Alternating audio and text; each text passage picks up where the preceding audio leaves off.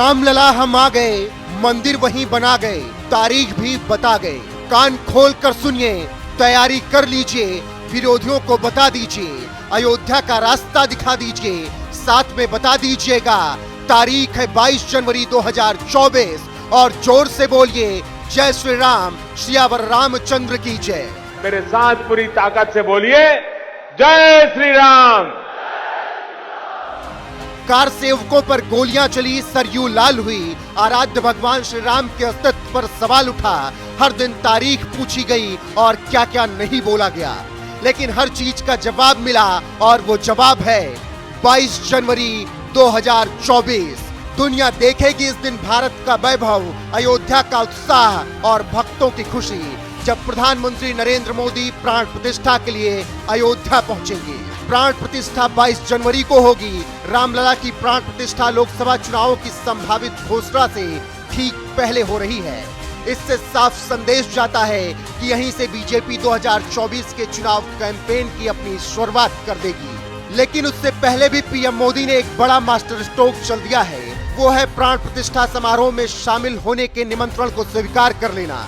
जी हाँ, 5 राज्यों में विधानसभा चुनाव हैं। इसी चुनावी मौसम में राम मंदिर में रामलला के विराजमान होने की तारीख भी आ गई है। इसी के साथ जनता के बीच रामलला के प्राण प्रतिष्ठा की चर्चा शुरू हो गई है। चुनावी राज्यों में नवंबर में वोटिंग होगी और उस समय राम मंदिर में होने वाले समारोह की सरगर्मी भी अपने चरम पर रहेगी। चुनाव में भगवान श्री राम की एंट्री और फिर कांटे की टक्कर, निश्चित तौर पर पलड़ा बीजेपी की तरफ ही झुकेगा, ये इतिहास गवाह है। राम मंदिर आंदोलन से शुरू हुई राजनीति ने बीजेपी को शिखर तक पहुंचाया। 2 सीट से लोकसभा में 300 सीटों के पार पहुंचा दिया, कई राज्यों में सत्ता वापसी करा दी। इसीलिए अब आगामी राज्यों के चुनाव पर भी रामलला की प्राण प्रतिष्ठा की खबर निश्चित तौर पर असर डालेगी। राम मंदिर आंदोलन की शुरुआत भले ही उत्तर प्रदेश के अयोध्या में शुरू हुई, मगर बीजेपी को इसका फायदा पूरे देश में मिला और आने वाले वक्त में 5 राज्यों में होने वाले चुनाव में इसका असर दिखेगा और भगवाधारी पार्टी के विजयी मार्ग को भी खोलेगा। 1990 में मध्य प्रदेश में बीजेपी ने 220 सीट जीतकर सरकार बनाई।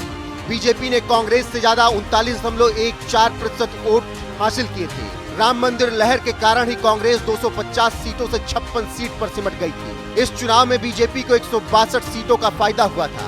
सुंदरलाल पटवा दूसरी बार मध्य प्रदेश के मुख्यमंत्री बने थे, लेकिन बाबरी विध्वंस के बाद 1992 में केंद्र की नरसिम्हा राव सरकार ने मध्य प्रदेश में बीजेपी सरकार को बर्खास्त कर दिया था।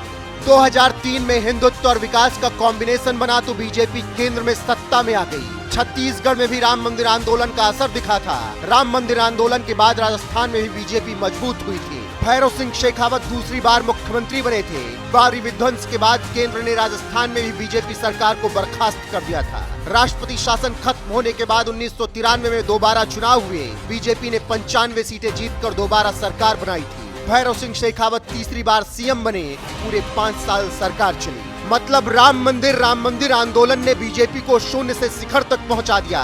ऐसे में 5 राज्यों के विधानसभा चुनाव से पहले पीएम मोदी ने राम मंदिर का न्योता स्वीकार कर सारा खेल पलट दिया है। हैरान मत होइएगा अगर इन राज्यों में बीजेपी फिर से सत्ता में वापस आ जाए तो। पीएम मोदी ने 22 जनवरी के निमंत्रण को स्वीकार करते हुए बड़े गर्व से कहा है, जय सिया राम। आज का दिन बहुत भावनाओं से भरा हुआ है।